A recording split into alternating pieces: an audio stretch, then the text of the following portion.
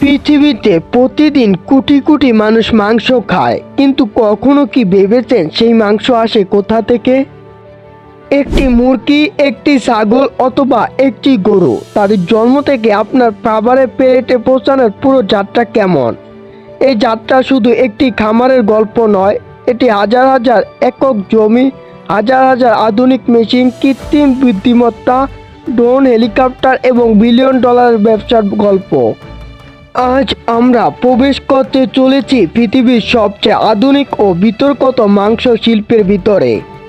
একটি এমন জগতে যেখানে সময় মানে টাকা, আর মাত্র কয়েক সেকেন্ড দেরি মানে লক্ষ লক্ষ ডলারের ক্ষতি। চ্যানেলে নতুন হলে চ্যানেলটিকে সাবস্ক্রাইব করুন। আপনি কি জানেন অস্ট্রেলিয়ার বিশ্বের মোট ছাগলের সংখ্যা সবচেয়ে বেশি নয়, তবুও বিশ্বের মোট ছাগলের মাংস রপ্তানির অর্ধেকেরই বেশি এই দেশ থেকে যায়। আর আমেরিকায় একটি মুরগি জন্ম নেওয়ার পর 6 সপ্তাহ পরেই সুপারমার্কেট ফ্রিজে পৌঁছে যায়। কিভাবে সম্ভব?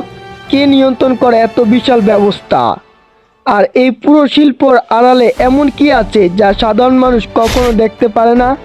আজ আমরা দেখব সেই অজানা পৃথিবী। অস্ট্রেলিয়া শুষ্ক, রুক্ষ, কঠিন জলবায়ুর দেশ। অনেকেই মনে করেন এমন পরিবেশে পশুপালন অসম্ভব, কিন্তু বাস্তবতা ঠিক উল্টো।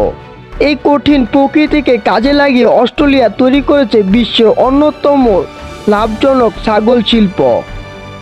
2024 সালে দেশটি প্রায় 34 লাখ ছাগল প্রসেস করে 11,90,00,000 পাউন্ডেরও বেশি ছাগল মাংস উৎপাদন করেছে। এই মাংসের বড় অংশ রপ্তানি হয়েছে মধ্যপ্রাচ্য, যুক্তরাষ্ট্র, এশিয়া এবং ইউরোপের বিভিন্ন দেশে। শুধু ছাগলের মাংস থেকে প্রতি বছর শত শত মিলিয়ন ডলার বৈদেশিক মুদ্রা অর্জন করে অস্ট্রেলিয়া।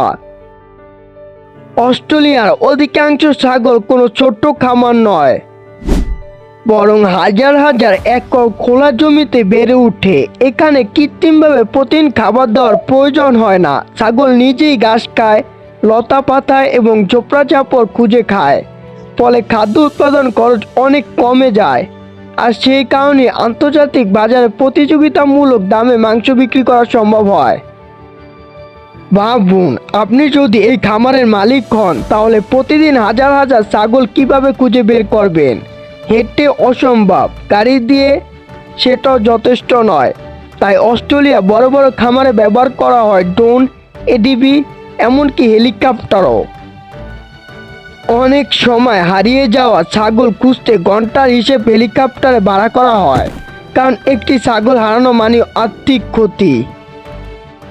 কিন্তু এত বড় খামারে হাজার হাজার ছাগলের হিসাব কিভাবে রাখা হয়? কোনটি অসুস্থ, কোনটি টিকা বাকি, কোনটির ওজন কত?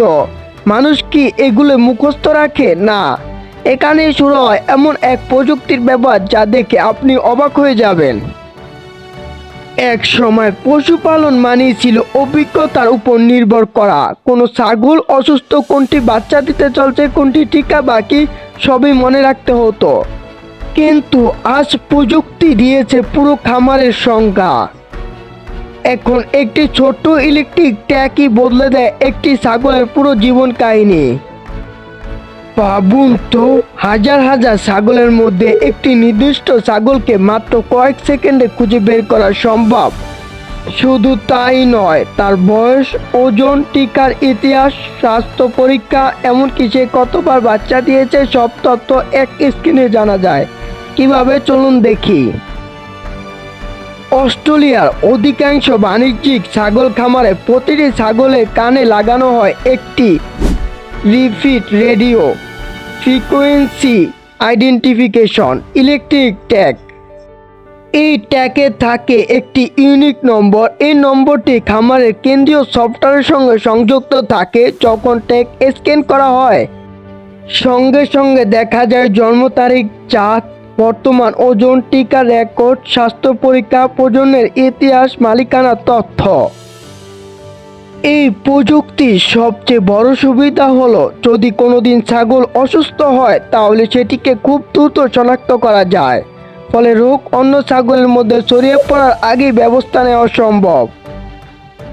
শুধু কানেরটা একই নয়, এখন ড্রোন হয়ে উঠেছে খামারের একজন কর্মচারী।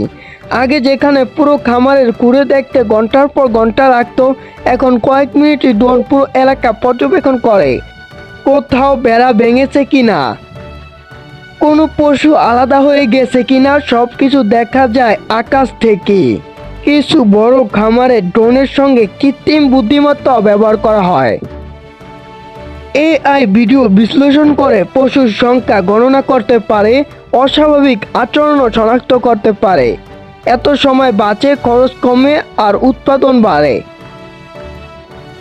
অস্ট্রেলিয়ার আধুনিক খামারগুলোতে উন্নত প্রজনন ব্যবস্থার কারণে অনেক ক্ষেত্রেই যমজ বাচ্চা জন্ম হার 40 থেকে 50% পৌঁছে যায়। এর পেছনে রয়েছে উন্নত জাত নির্বাচন, সুষম খাদ্য, নিয়মিত স্বাস্থ্য পরীক্ষা এবং বৈজ্ঞানিক ব্যবস্থাপনা। একটি সুস্থ মা ছাগল মানেই ভবিষ্যতে আরও বেশি উৎপাদন। তবে এত বড় খামার পরিচালনা করা মোটেও সহজ নয়। বন্য কুকুর, তীক্ষ্ণ শিয়াল, এমনকি প্রাকৃতিক দুর্যোগে বড় হুমকি। তাই অনেক খামারে 24 ঘন্টা নজরদারি চলে, কোথাও নিরাপত্তা ক্যামেরা, কোথাও ড্রোন, আবার কোথাও হেলিকপ্টার টহল। আজকের ভিডিওটি এ পর্যন্তই। দেখা হবে নতুন কোনো ভিডিওতে। চ্যানেলে নতুন হলে চ্যানেলটিকে সাবস্ক্রাইব করুন।